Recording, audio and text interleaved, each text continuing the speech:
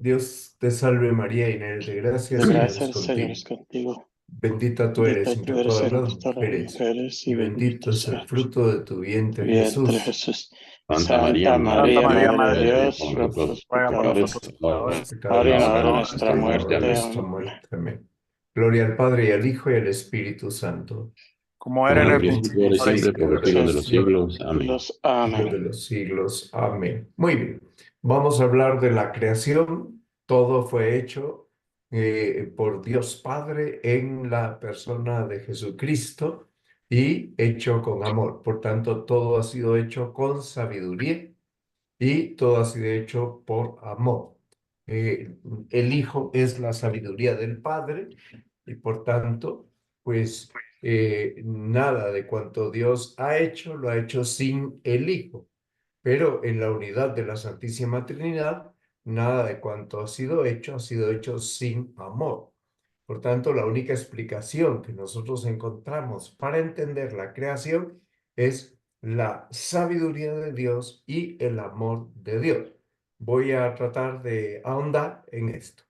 Entonces, resulta que al Espíritu Santo en el credo lo llamamos Señor y Dador de vida. Por tanto, ¿qué estamos diciendo ahí? Estamos diciendo que todo lo visible, lo invisible, procede de esa voluntad libre de Dios. Una voluntad, amor, libre. Dios es amor, Dios es infinitamente libre y por tanto prestar atención a esto, oír bien este dato, nos ayuda a comprender que nada en la creación ha sido hecho por necesidad. Bueno, esto nos libera de caer en el determinismo que quitaría libertad a la obra de la creación. Bueno, entonces resulta que si todo ha sido hecho así y Dios ha querido que las criaturas participemos de su ser, de su sabiduría y de su bondad, esto nos lleva a entender que estamos entroncados con el misterio de la Santísima Trinidad. Y estar entroncados con este misterio, pues lleva consigo que nosotros, al relacionarnos con la Santísima Trinidad, no podemos perder de vista que como hijos suyos en el bautismo, estamos vinculados a las tres divinas personas. El libro del Apocalipsis, capítulo 4, dice, tú has creado todas las cosas por tu voluntad, lo que no existía fue creado por tu voluntad. Bueno, entonces significa que es la voluntad libre de Dios, una voluntad amorosa de Dios y una inteligencia creadora y amorosa. Bueno, entonces toda la creación tiene una racionalidad, porque la creación no es fruto del azar, sino que es fruto de un plan racional de Dios. El Salmo 145 dice, bueno es el Señor para con todos y sus ternuras sobre todas sus obras. No hay nada inútil en la creación. Toda la creación participa de esa bondad.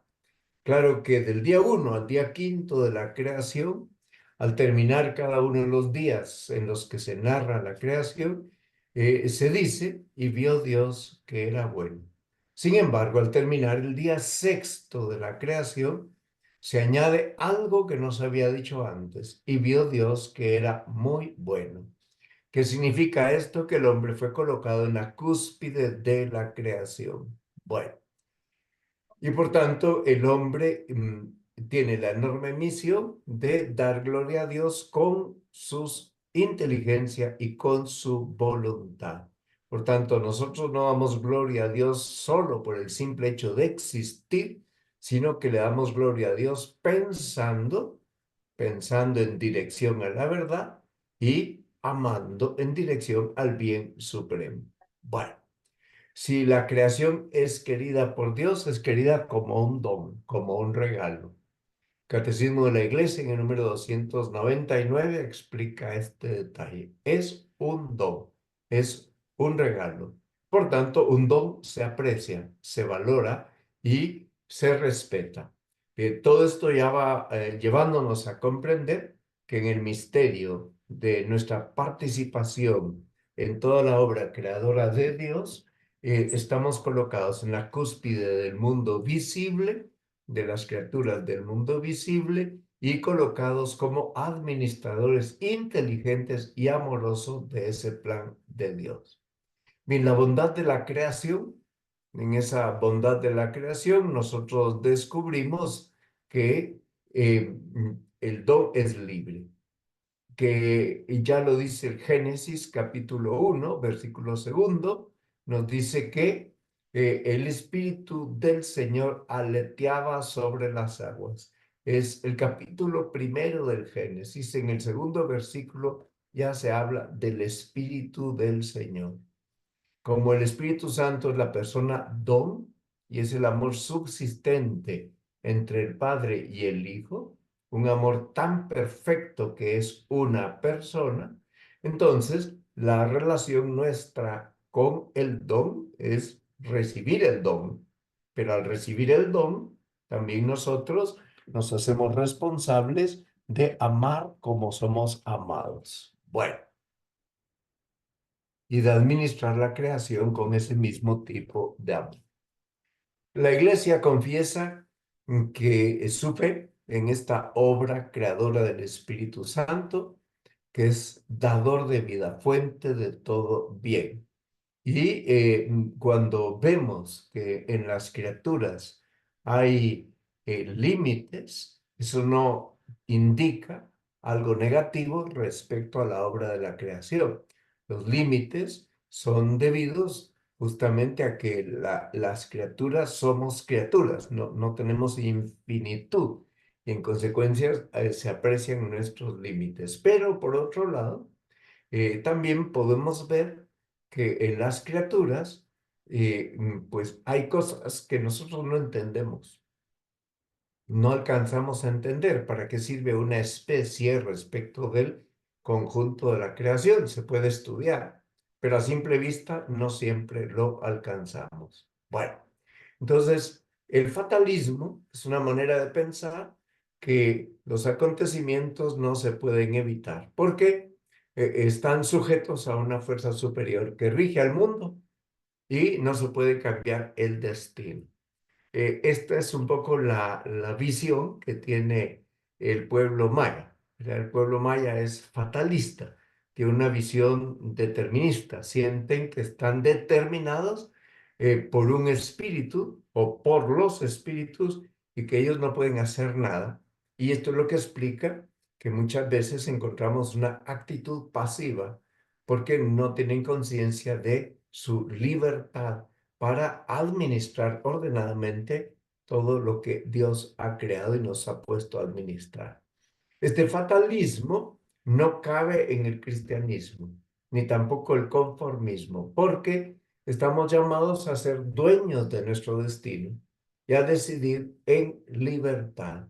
Por supuesto que daremos cuenta a Dios de las decisiones que hemos tomado y que no podemos pensar que pues esas decisiones no tienen consecuencias, que las tomamos libremente, asumimos la responsabilidad de nuestros actos libres. Bueno, el determinismo, ¿qué es lo que expresa? Que todo fenómeno está prefijado de una manera necesaria y que la manera son las circunstancias las que prefijan, condicionan la creación y que ningún acto de nuestra voluntad viene a ser libre, sino que todos nuestros actos están preestablecidos. Los deterministas no entienden la libertad de Dios ni entienden que Dios vive en un presente continuo. Y confunden, a la hora de hacer este análisis, confunden ese estar en un presente continuo con que si Dios ya sabe qué voy a hacer yo con mi libertad, entonces yo no soy libre porque Dios ya sabe qué voy a hacer. Una cosa es que Dios ya lo sepa porque vive en eterno presente y otra cosa es que ese saberlo nos determine. No nos determina. Sencillamente nosotros seguimos siendo libres y sabiendo qué vamos a hacer con nuestra libertad, Dios lo que hace es darnos oportunidades de corregir aquellas decisiones equivocadas que queremos tomar. Bueno, entonces para los deterministas, ellos piensan que no hay nada ni dentro ni fuera de Dios. Perdón, la visión correcta cristiana es que no hay nada ni dentro ni fuera de Dios que le obligue a crear. Por tanto, Él crea libremente. ¿Qué fin mueve a Dios cuando nos crea? ¿Qué se propone Dios cuando nos crea? Comunicarnos su gloria, comunicarnos su bondad. Bueno, esto nos lleva entonces ahora a entender cómo el mundo ha sido creado para la gloria de Dios, para manifestar la gloria de Dios y comunicarla a nosotros. Dar la espalda a esta realidad es posible, sí, claro que es posible, pero corremos el riesgo gravísimo cuando damos la espalda a Dios de buscar la vana gloria en nuestra vida. Y entonces, Dios no necesita aumentar su gloria, porque la gloria de Dios es infinita. En consecuencia, lo que hace Dios al crear, dice San Buenaventura, es manifestar y comunicar su gloria para llenar nuestro corazón de alegría, de optimismo, de confianza. Bien, el Concilio Vaticano I tuvo lugar, terminó en 1870, coincidiendo con la reunificación de Italia. Y este concilio declara que Dios creó de la nada, en su bondad y por su fuerza todopoderosa, y al crear, al sacar las cosas de la nada, no lo hace para aumentar su gloria ni para adquirir perfección, porque Dios ya es infinitamente perfecto y ya su gloria está consumada, sino que Dios, al crear, manifiesta su gloria y su perfección por los bienes que nos otorga. En consecuencia, solo Dios, solo Él es el único que puede crear con libérrimo designio. Los seres humanos no creamos, los seres humanos transformamos la realidad. Dios todo lo creó de la nada y creó las criaturas espirituales, las criaturas racionales como nosotros, las criaturas animadas, las inanimadas, creó la naturaleza mineral, la naturaleza vegetal y pues evidentemente cuando el libro del Génesis dice que al sexto día creó al hombre, nos está diciendo que por encima de todo el escalafón de criaturas estamos nosotros. Bueno, si se afirma que el fin de la criatura es la gloria de Dios, esto lo afirma San Ireneo de León, no es que estemos defendiendo una especie de egoísmo divino, no. Es que Dios cuando nos crea, lo digo esto como un modo de hacerme entender, Dios sale de sí mismo, no se busca a sí mismo, sino que al crearnos nos comunica su gloria, nos hace partícipes. Ahí está nuestra dignidad. Bien, entonces la gloria de Dios, ¿en qué consiste? En que esa manifestación se realice en mi conducta libre, en mi voluntad libre. Y Él nos comunica su bondad. Y para esta bondad participada que tenemos, el mundo ha sido creado. Prácticamente Dios ha puesto el mundo a nuestro servicio. San Pablo en la carta de los Efesios, capítulo 1, versículos 5 y 6, nos añade que somos hijos adoptivos por medio de Jesucristo. Él es el único hijo por antonomasia. ¿Y que Dios quiso hacer de nosotros hijos adoptivos? En su voluntad, es un acto libre de la voluntad de Dios. Y que ese acto de su voluntad manifiesta la gloria de su gracia. Y entonces todos somos potencialmente hijos de Dios, pero no en todos se realiza esa potencialidad porque no todos están bautizados. para que se realice esa potencialidad, hace falta que lleguemos al bautismo. Bien, en la gloria de Dios, dice San Ireneo de León, es el hombre vivo. ¿Y a qué se refiere con la expresión el hombre vivo? El hombre que vive en amistad con Dios. Este es el hombre vivo, la persona que vive en amistad con Dios. Sea soltero, casado, novio, viudo, sacerdote, vivir en amistad con Dios. Y luego afirma que la vida del hombre es ver a Dios. En esta tierra vemos a Dios de un modo incipiente mediante el velo de la fe. Cuando dejemos este mundo, si hemos llevado una conducta ordenada y recta, entonces veremos a Dios ya sin el velo de la fe, directamente tal cual es. La vida del hombre es la visión de Dios. Por eso la vida eterna es vida plena, porque podremos ver a Dios y eso nos producirá tal gozo que el ver lleva consigo el poseer. Bueno. Entonces, no estamos ante principios opuestos. Acuérdense ustedes que durante mucho tiempo los maniqueos creyeron que había un principio del bien y un principio del mal. Los monistas, siguiendo a Hegel, bueno, pues ellos tienen una visión de que todo se confunde. El bien y el mal se confunden en la creación. Bien, entonces no estamos en esa dialéctica. Lo que estamos haciendo es afirmar la gloria de Dios como fin de la creación, pero esto no niega que el hombre es libre, porque el hombre si no quiere dar gloria a Dios no la dará. Entonces no negamos al hombre, sino que para que el hombre se realice, como persona humana, de acuerdo a su dignidad, hace falta que abra los ojos, que no esté vendado y que comprenda que su fin es dar gloria a Dios con su inteligencia y su voluntad y nunca usar su inteligencia y su voluntad para ir en contra de él, porque se haría infeliz.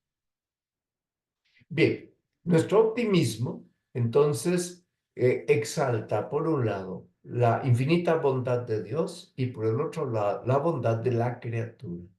Dirá el Papa Benedicto que el hombre es grande solo si Dios es grande. Es decir, que nuestra grandeza deriva de la grandeza de Dios. Y nuestra grandeza es consecuencia de que aquel que es infinitamente grande nos ha creado. Bien, es un optimismo y una lógica que nos llevan a afirmar que el bien es prioritario. Ahora, resulta que no podemos ser ciegos ante la presencia del mal en el mundo, la presencia del mal en la historia. No podemos ser ciegos ante personas que hacen el mal, ni tampoco ante el demonio, que se vale de personas para sus designios de mal. Pero no podemos olvidar que el demonio es una criatura y que por tanto el demonio no puede obligarnos a actuar mal y solo es capaz de tentarnos en la medida en que Dios lo permite. Y cuando Dios permite que seamos tentados, Dios nos da las fuerzas para que no seamos derrotados. Bueno, el mal que padece este ciego que he puesto aquí en la ilustración de la diapositiva es un mal relativo, no es un mal absoluto, es relativo. Porque uno puede entrar al cielo siendo ciego del cuerpo, pero no puede entrar al cielo si uno voluntariamente es ciego a las cosas de Dios. Bien, ¿cuál es la afirmación central del cristianismo? Que Dios ha creado todo para Cristo. Cristo que es al mismo tiempo verdadero Dios y verdadero hombre. Y que cuando Cristo es exaltado en la cruz y luego en la resurrección, su humanidad santísima es elevada a la eternidad, llevada al seno de la Trinidad para siempre. Por tanto, nuestra humanidad que Él asumió es una humanidad que ahora adquiere una grandeza que no tenía antes. No la tenía en Adán ni en Eva. Porque cuando Adán y Eva fueron creados, si bien es cierto que fueron creados con vistas a Dios encarnado, es decir, a Jesucristo, también es cierto que Jesucristo no se encarnó sino hasta después del pecado, muchos miles de años después del pecado de Adán y Eva.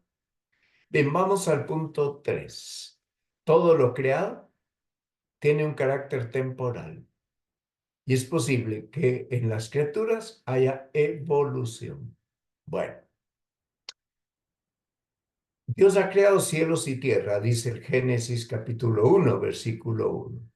Esta creación de cielos y tierra es una creación de criaturas que ya llevamos en nuestra condición creatural, la condición de ser limitados. Bueno, en el año 1215 se reúne en Letrán, en Roma, el cuarto concilio que tiene lugar en Roma, que en la Basílica de San Juan de Letrán, que es la catedral del Papa, ahí, en ese lugar, se reunieron ya 4 veces un concilio que afirma en el siglo XIII que Dios es creador de todas las cosas visibles e invisibles, espirituales y corporales.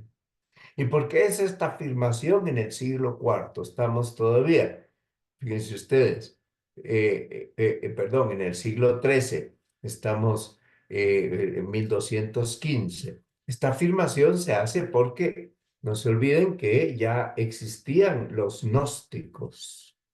Y los gnósticos pensaban que ellos eran seres superiores y que el resto, los que no éramos iluminados, según la teoría de ellos, éramos carnales y por tanto estábamos emparentados con el mal. Esto es lo mismo que pensaba San Agustín antes de convertirse. San Agustín era maniqueo. Bueno, entonces, como ustedes pueden ver, la conversión de San Agustín es dejar de creer que el bien y el mal son dos principios que concurren simultáneamente y eternos, dejar de creer que bien y mal están relacionados, el bien con el espíritu y el mal con el cuerpo, que es material, y pasar a creer que también el cuerpo, como criatura de Dios, ha sido creado bueno. Bien, pero este concilio además enseñó que por ese poder omnipotente de Dios, desde el principio crea criaturas espirituales y corporales y crea en último lugar al ser humano que está compuesto de espíritu y de cuerpo y por tanto tiene una condición distinta del resto de criaturas, porque tiene alma y cuerpo. ¿Qué significa esto? Esto significa que el cristianismo supera el monismo en primer lugar. Monismo, como les dije antes, plantea que materia y espíritu se confunden y que Dios y el mundo se identifican. Entonces, se supera el monismo y se supera el dualismo. Según el dualismo, la materia y el espíritu son principios originarios opuestos. La materia, principio del mal, y el espíritu, principio del bien. Bien, ¿qué se está afirmando? Que la acción creadora pertenece a la eternidad de Dios y que el efecto de esa acción está marcado por la temporalidad. Es decir, Dios desde la eternidad decide crear, pero crea en el tiempo. Es decir, una cosa es la decisión de crear y otra cosa es que cuando Dios crea, con el acto de la creación empieza el tiempo. Por tanto, el tiempo no mide a Dios, el tiempo mide a las criaturas. Bien, ¿qué afirma la revelación? Que el mundo ha sido creado con un inicio temporal y que fue creado junto con el tiempo. Esto ya lo entendemos mejor cuando entendemos que Dios decidió encarnarse en el tiempo, manifestarse en el tiempo, en las distintas etapas de la historia de la salvación. Entonces, resulta que esta verdad revelada, la razón no la puede demostrar. Dios guía la historia por medio de su providencia.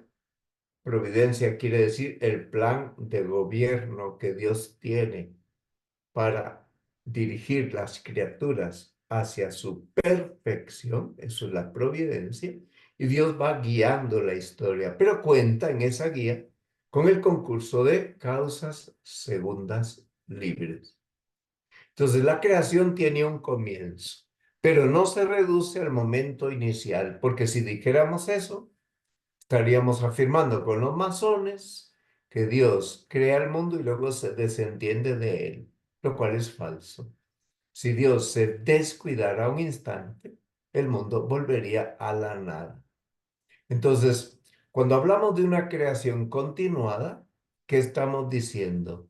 Que es permanente el influjo del Creador y se manifiesta el influjo del Creador en la conducción de las criaturas a su último fin, a su perfección. Las irracionales como irracionales y las racionales como racionales.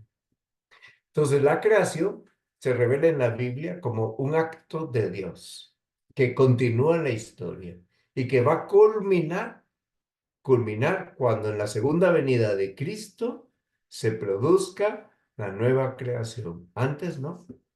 En la segunda venida de Cristo, ahí será la culminación. Bueno, esto nos lleva entonces a nosotros a entender que estamos en un proceso y que en este proceso de perfeccionamiento va a culminar en la segunda venida de Cristo. No ha culminado todavía. Y que pues esta culminación va a tener lugar justamente en la parusía, segunda venida de Cristo. Bien, nosotros no podemos entonces aceptar que todo ha quedado ya estático, inmóvil, porque si dijéramos eso, estaríamos prácticamente afirmando que toda la creación quedó ya fijada perfectamente desde el principio y que no cabe la posibilidad de cooperar en el desarrollo de la obra de la creación, que es lo que hacemos los hombres. El trabajo consiste en eso, en cooperar en el desarrollo de la obra de la creación. Por tanto, tenemos una visión dinámica de la creación. Y ahí es donde se insertan algunos aspectos de la teoría de la evolución. Pero hay que distinguir en qué niveles se aplica la teoría de la evolución. Hay que respetar el ámbito de la acción de Dios, el ámbito de la causalidad de Dios, la esfera de actuación de los seres humanos y de la causalidad de los seres humanos, porque Dios es infinito y no tiene límites. El ser humano es finito y tiene límites, por tanto, no podemos confundir las dos esferas, los dos ámbitos de acción. Bueno. Si nosotros exaltamos la idea del inmovilismo, estaríamos cayendo en el error de negar que en efecto puede haber un desarrollo de la obra de la creación. Y ese inmovilismo nos llevaría a pensar que las criaturas son simples marionetas en manos de un único agente divino, que no hay libertad, lo cual es falso. Bien, entonces si sobrevaloramos, este es el otro peligro, sobrevalorar la visión dinámica, vamos a menoscabar el inmovilismo. Pero nuestra visión sería insuficiente y caeríamos como cayeron los ingleses, ahí están metidos los masones, en el deísmo naturalista. Para los deístas, Dios no puede actuar en un mundo que pues posee, que es autosuficiente por sí mismo. En consecuencia, los deístas lo que afirman es que el mundo no necesita de Dios y que por tanto el mundo, Dios no tiene nada que hacer ni que decir con respecto al mundo. Bueno, voy a parar para que puedan preguntar. Voy a quitar las diapositivas. Don Mario, buenas noches. Buenas noches, aquí a la orden.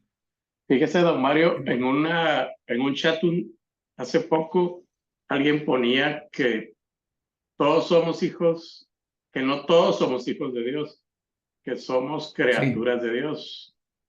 Hay una sí. diferencia. Bueno, lo que pasa es que si alguien no es criatura de Dios, no puede ser hijo de Dios, pero como resulta que nosotros somos criaturas racionales, somos los únicos en el mundo visible que podemos recibir la filiación divina. Los únicos en el mundo visible que podemos recibir la filiación divina. Por tanto, las criaturas irracionales, los animales, los vegetales, los minerales, nunca van a poder recibir esa condición de hijos de Dios. ¿Con eso te aclaro, Julio? Pues es que se refería más a veces a comportamientos de los seres humanos, como que el que Sí. anda en malos pasos no es hijo de Dios y Bueno, solo en es una realidad, creación de Dios. no, el que anda en malos pasos puede estar bautizado y por tanto sí que es hijo de Dios. Lo que pasa es que es un hijo de Dios mal portado, pero es otra historia. Hace mal uso de su libertad. Ok, gracias. Muy bien. Vamos a ver quién más quería preguntar algo.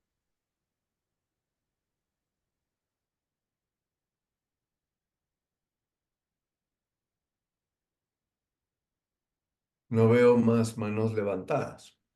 Eh, Don Sí, Mario, ¿puedo hacer sí, una Juan. Sí, Juan. intervención? Gracias. Eh, para variar, llegué tarde porque estaba en otra actividad que era rezar el rosario. Muy bien. Disculpen. Eh, pero la parte que oí, pues yo creo que es mucho más que suficiente para saber que este es un tema absolutamente decisivo para comprender en qué momento estamos ahora de la creación del mundo y de la historia. Sí, En Guatemala viene ahora un gran debate filosófico, ¿verdad? sí, Entonces, de alguna forma vamos a tener que entender muy bien qué podemos aportar. Yo, por ejemplo, como periodista, en un debate tan complejo, sin herir a quienes no piensan como uno, pero a la vez decir las cosas con verdad y claridad, que creo que es lo que dice el Papa Benedicto XVI, ¿verdad? sí, O lo que siempre ha dicho también San José María Escrivá. sí, ¿Podría recordarme a mí ese principio de alguno de ellos dos? Disculpen. sí. En realidad, San Pablo dice que nosotros tenemos que decir la verdad con caridad. Y a partir de ese principio, pues exponemos la verdad sin ofender a quienes piensan de modo distinto, no los descalificamos, sencillamente aprendemos a argumentar para que al exponer la verdad, la gente pueda acceder a la verdad sin sentirse heridos porque hemos dicho algo que tal vez los ofenda. Gracias, Muy bien, Juan, gracias. para servirte.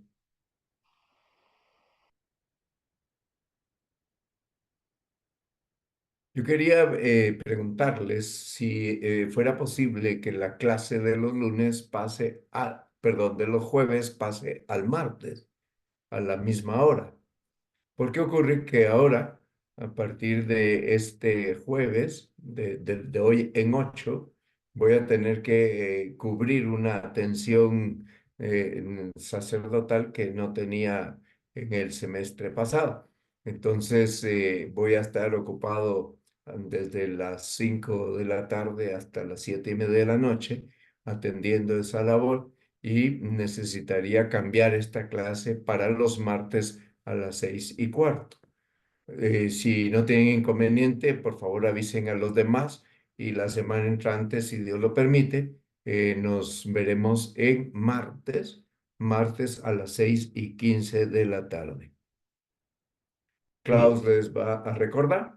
sí, con ¿Verdad? gusto. Con Bueno, muchas gusto. gracias. Muy bien, pues en todo caso terminamos con esto, nuestra clase de hoy. Los encomiendo y les deseo un año nuevo muy bendecido. Ya pues el país está encaminándose con sus nuevos gobernantes, veremos a ver cómo se manejan las cosas y como decía Juan, pues nos toca pues aportar. Podemos aportar mucho como cristianos, tenemos una visión realista de la vida, positiva, optimista de la vida. No tenemos una visión de estar en contra de nadie, sino más bien de cooperar en el bien común de la sociedad, también con los que no piensan como nosotros, pero cooperar desde nuestra óptica, una óptica que es respetuosa de la libertad de los demás, respetuosa del plan creador de Dios y por tanto es una cooperación que tiene una visión, una cosmovisión muy clara, muy coherente y maravillosamente cristiana. Dios te salve María, llena eres de gracia, el Señor es contigo. Bendita tú eres entre todas las mujeres y bendito es el fruto de tu vientre, Jesús. Santa María, Madre de Dios, la Señora por nosotros los pecadores, ahora en la hora de nuestra muerte. Amén. Gloria al Padre y al Hijo y al Espíritu Santo. Bueno, un Como principio. era en el principio, ahora y siempre, por los siglos de los siglos. Amén. San Gabriel, Ruega ruega por Por nosotros. nosotros. San Pablo, ruega Ruega por Ruega nosotros. por Con nosotros. Santa María, esperanza en nuestro asiento de la sabiduría, ruega por nosotros. Que tengan muy buen fin de semana, que Dios les bendiga. Nos vemos. Adiós. Gracias, don Adiós. Mario. Buenas Feliz noches. noche. Adiós a todos. Don Mario. Que descansen. Nos vemos. Buenas noches, gracias. Buenas noches. Buenas noches, don Mario. Muchas gracias. Buenas por todo. noches.